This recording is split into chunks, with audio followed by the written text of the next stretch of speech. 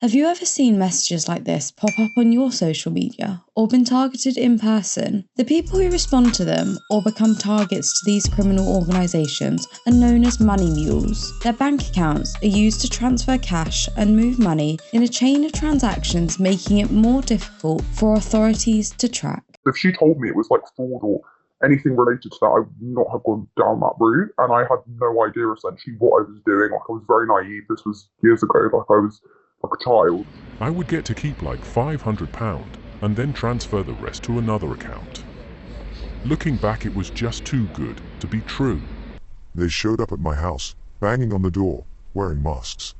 They were shouting that we had to pay. These criminal organisations are recruiting teenagers as young as 14 years old, promising them fast cash. These criminal groups use them to move their dirty money through the banking system. In legal terms, this is money laundering, which according to the Crown Prosecution Service is defined as the process by which the proceeds of crime are converted into assets which appear to have a legitimate origin. For many young people in London, recruitment into financial crime starts in the most ordinary places, outside of school gates, at a bus stop, even on social media. How did it start for you? This is the voice of a victim. It was a friend of a friend telling me about this job. All I had to do was to let some money pass through my account. I would get to keep like £500 and then transfer the rest to another account. Looking back, it was just too good to be true.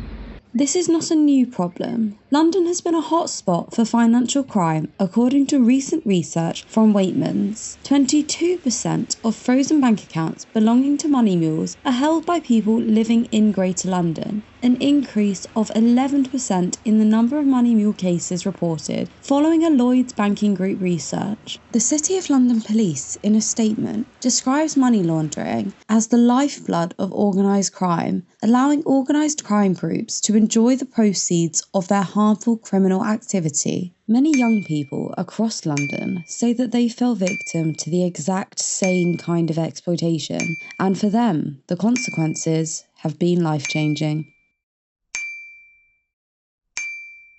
For those victims caught up in this exploitation, the first sign of trouble happens when their bank account suddenly stops working.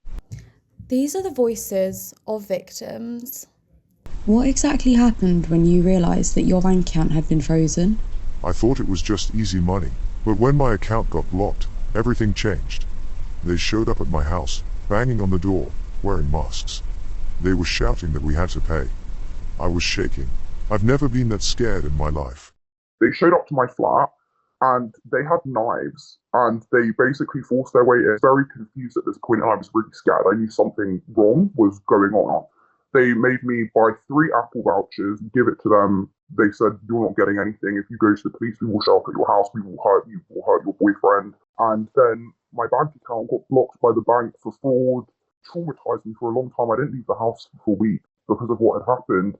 And obviously it affected my credit score, my ability to open up other bank accounts. Like, it was awful. And I obviously got nothing to show for it except for trauma. For the families of young people caught up in these schemes, the challenges continue, even after the money is gone. Got home, I said, they coming there. I said, who's coming?